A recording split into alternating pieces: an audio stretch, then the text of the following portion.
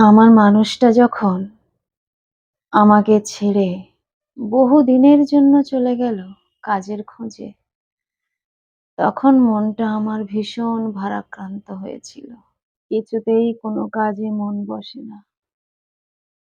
সংসারের এত অভাব যে তাকে এত দূর যেতে হলো কাজের জন্য।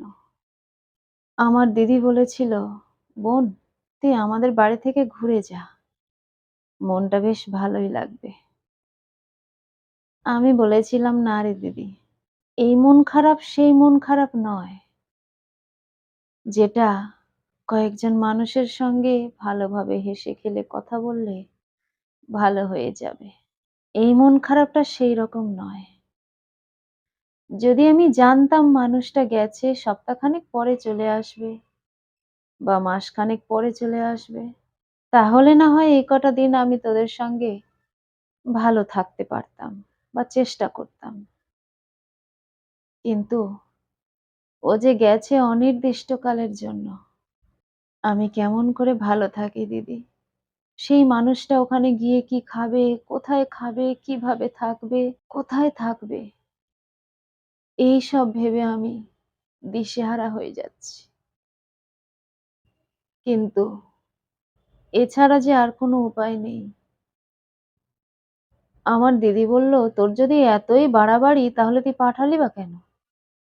আমি বললাম, দিদি রে, তোর মতো তো কপাল নয় আমার।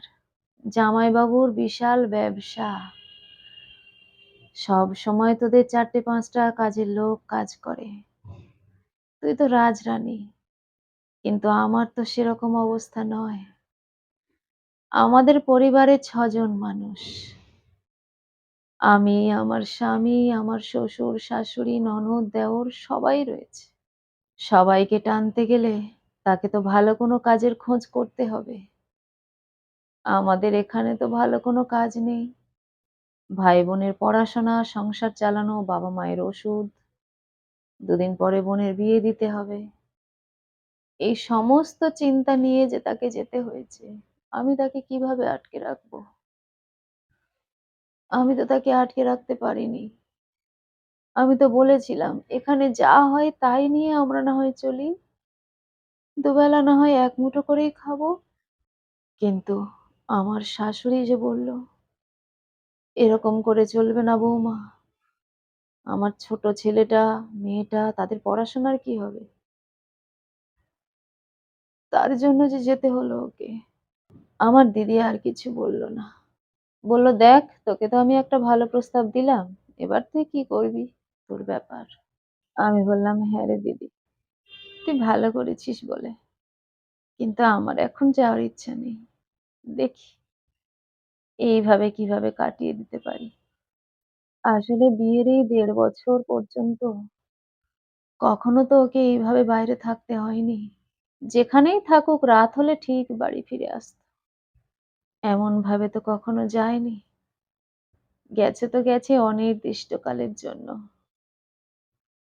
তাই জন্য মনটা একটু খারাপ লাগছে, ফাঁকা ফাঁকা লাগছে।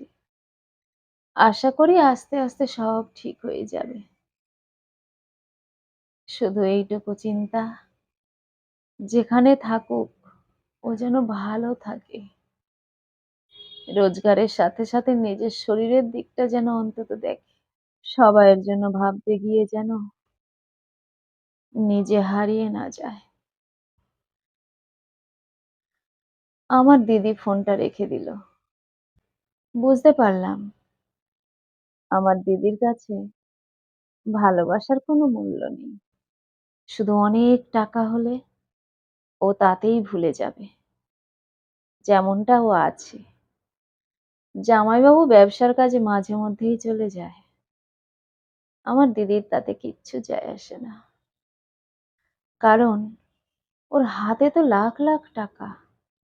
সবকিছুর মালিক তো ও।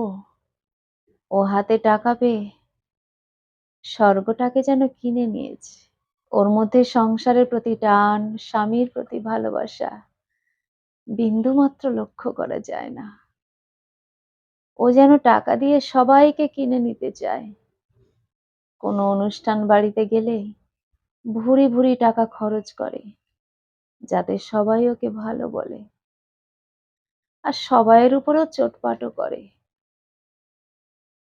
তাই আমার দিদির সঙ্গে আমার আকাশ পাতাল তফাৎ।